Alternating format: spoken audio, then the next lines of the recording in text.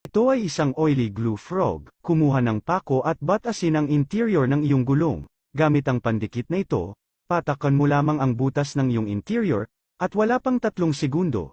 Siguradong matatakpan na agad nito, ang butas sa iyong interior, gamit ang oily frog na ito, kaya nitong pagdikitin kahit ang mga basag na plato, na parang walang gallows, kung nakabuka na ang iyong sapatos.